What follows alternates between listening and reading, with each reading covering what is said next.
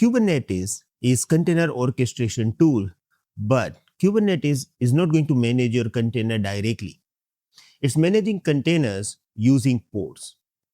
Now, if you want to understand how Kubernetes works, you have to understand pod. What is pod? How pod works?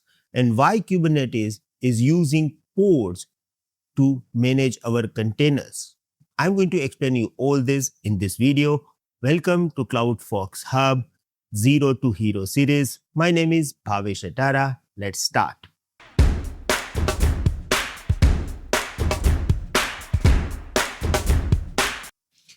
I'm going to start this explanation with definition of pod, and then we'll talk about how pod is actually working.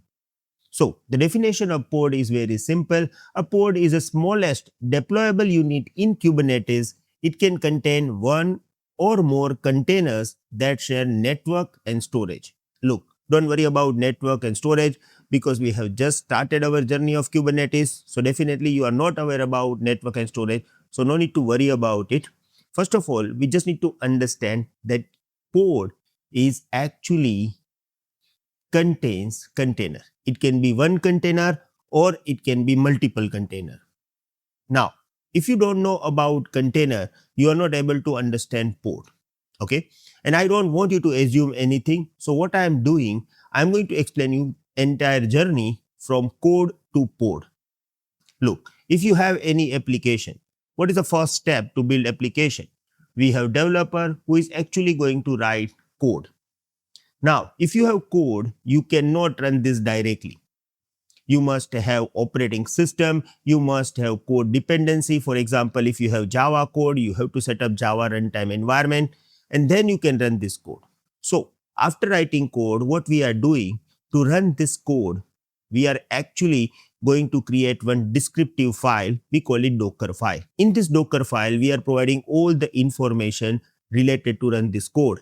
And then we are creating image. We call it Docker image from this file. Now, image is a kind of offline file. When you run this file, it is going to create container. Container is a kind of lightweight virtual machine which is actually running our application. You can say that code run inside container. If container is running, we can use application, we can run our code. If container is powered off, you cannot run your code. So if you want high availability for your code or your application, you have to provide high availability to the container. If you want to provide scalability, you have to provide scalability to your container. And that's why we are using Kubernetes, because Kubernetes is used to manage these containers. But the main part of this story is Kubernetes is not going to run this container directly. It is going to wrap this container inside the pod, and then it is going to manage this pod. Indirectly, it is managing container, but it is managing this through the pod. For example, if you want to run your container in the Kubernetes in a specific worker node, how we are going to run this? We have pod running inside worker node, and inside this pod, we have containers. And inside this container, our application is actually running. So you understood the entire system, that Kubernetes is not going to run your containers directly. It is going to run this container inside pod. But the question is, why? Why doesn't Kubernetes run containers directly on worker node? Why does Kubernetes need pod? Right? So now we have to understand this. Okay. Look, it is very, very important for you to understand pod. Why? Because in the Kubernetes, we are managing pods all the time. Okay. So if you understand pod, your next journey will be very easy. Okay. So now I'm going to give you two reasons why Kubernetes is managing container through the pod. The first reason is very simple. Look, container is actually isolated, lightweight virtual machine. In many cases, you want to run multiple containers for your app. For example, here I have main application container. Along with this, we call it sidecar, but you can say that the container which is running with our main app, we have logging container. Now, logging container is used to store all the logs generated from your main app. And we have one another container which is used to monitor our application.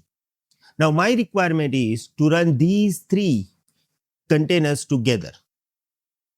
In the Kubernetes, it's very easy for you. Why? Because in the Kubernetes, you can create pod. Inside this pod, you can add these three containers, and then these three containers will run all together. It will go to any of the worker node together. It will share networking. It will share storage. It will share life cycle. So if you start pod, it will start all the three containers. If you stop the pod, it is going to stop all these three containers. So now in the Kubernetes, Kubernetes is not going to manage these three containers separately. It will manage this one pod, and this pod will manage all the containers which is running inside this. Here we have this example, like Kubernetes will say that, hey, run this pod in worker node 2, and automatically these three containers will run inside this worker node. Now, first reason why we have a pod instead of containers is very simple. You can combine multiple containers inside pod. But what if I have only one container? For example, I don't have this sidecar concept. I have only one single container. My application is running inside this. Now, can I run this container directly in the Kubernetes environment? No. Even if you have single container, you have to run this inside pod. Okay, that's required. So now, why we needed this? According to this particular slide, we can say that, okay, we have multiple containers, that's why we are using pod. That's completely okay. But even if you have single container, you are running this inside pod. So question is why? So I'm going to answer this, and this is actually clear explanation about it. Look, when we are using Kubernetes, Kubernetes is actually going to use different container runtime. Previously, we had Docker. Now we have containerd. There is another container runtime like CRI-O. Container can be created from any of this runtime.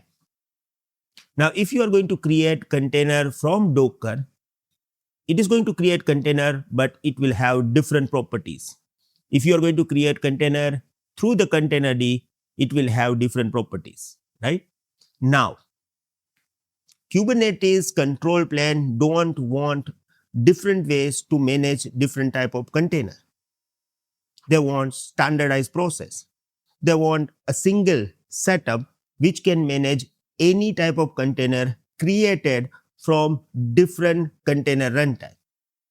So here, Kubernetes is using pod concept. So whatever the container created through any container runtime, it will be wrapped up with the pod. Now, Kubernetes is not going to manage this container directly. It is going to manage a standard environment of pod. It will schedule pod, it will restart pod, it will scale pod, it will check the health of the pod. So, Kubernetes having a specific standard wrapper service which is actually going to manage multiple types of container created through any of your container runtime. Kubernetes will never tell you that run this container inside that particular node or worker node. It will always saying that run this pod on a worker node 2. So whenever you will run this pod in the worker node 2, automatically the container will run inside this. So pod is actually going to provide two facilities. One, it is allowing us to run multiple containers inside single pod, and it is also providing standardized process. Pod can contain any container created from any container runtime. And for Kubernetes, it doesn't matter from where you created this container. If the container is inside pod, Kubernetes can manage this. So a pod provides a standard management layer between Kubernetes and different container runtime. So in this particular video, I explain you actually two things. One, what is pod? And the second one is why pod, why not container directly? I know that after this theory, you just got 50% idea about pod. If you want to get 100% idea, you have to perform lab. In the next video, we are going to perform lab.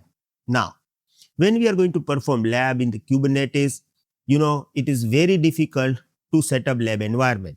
And that's why we have created CloudFox Workstation. CloudFox Workstation is Kubernetes console to practice every labs of Kubernetes.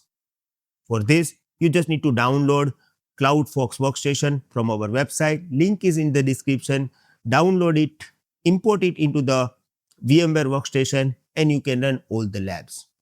I request you to complete entire setup of CloudFox Workstation after watching this video, because in the next video, whenever we will perform lab to create pod, you can do it together with me.